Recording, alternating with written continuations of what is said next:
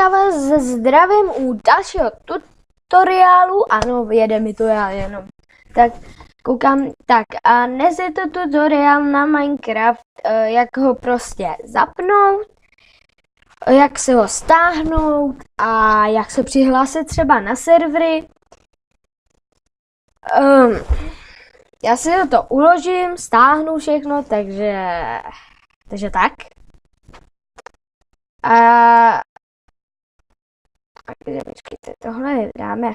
Já vám to dám do popisku, takže se nemusíte bát něčeho snad. Tak, a máme tu jakoby Minecraft Launcher. A tohle vymažím a dáme tam třeba Holka.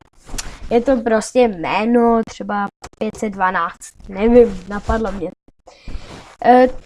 Já vám dám tenhle launcher do popisku, dáte play, ano. A já už samozřejmě jakoby verze mám.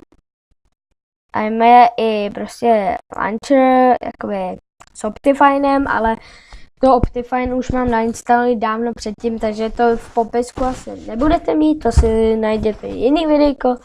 Tak, spustíme Minecraft, ano, Minecraft spustíme. Takže počkáme, až se nám načte.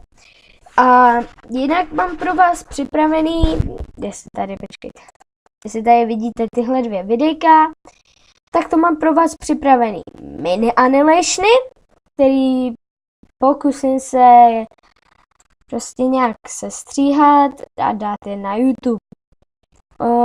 Je možnost v tom, že to prostě hodím na 2 díly, ale taky je možnost v tom, že to prostě hodím na celé. Uvidím, kolik má jeden díl, jakoby neschlédnutí. Play? No nevím. Tak zkusím znova. Tak se ho přesunu asi sem, takhle. Jo. Chápu. Tak nic. Tak vypnem.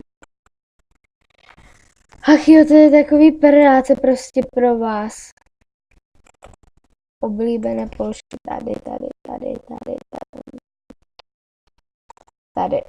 Musím to zapnout.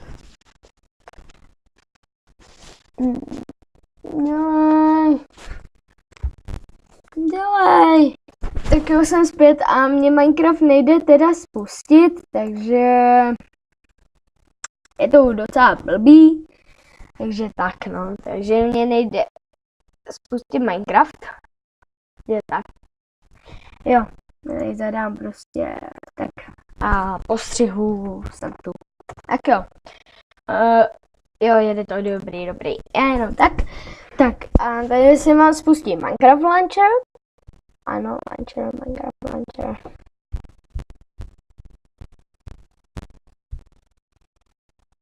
Tak a pokračuje.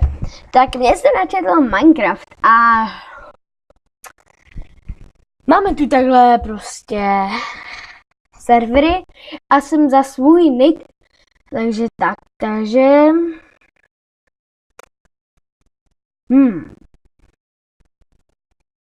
no, takže připojíme se sem na tento server. Tak, já tady teda hraju za svůj nick, ale OK. Ty, co se na tento server připojují jako první, napíšou register, heslo. Jakýkoliv heslo, tam nemůže si být to heslo, ale prostě chápete určitě. Takže tam musí být toto a po druhém přihlášení napíšete login a teď svoje to heslo. Takže já napíšu heslo. Tak a to je vlastně ono. A takhle se připojíte třeba za 2 dny a zase píšete znova login, protože už jste přihlášení na tomhle serveru. Tak, jste třeba na tomto serveru, kde hraje nejčastěji a takže můžete si vybrat minihry, ano, minihry. Tak, tady máte controls, což znamená tlačítka a prostě tak. Takže tady máte všechno možné, což úplně jde, takže tak no. Tak. Tady máte video settings, což s tím si nepohráváte, když to máte když tak takhle čanky a když tak takhle FPS, ale to si myslím, že není zas tak moc. A když tak tady máte takhle, a jestli to můžete dát do češtiny, no, a to je takhle. Do slovenštiny to tady asi jo, tady slovenština.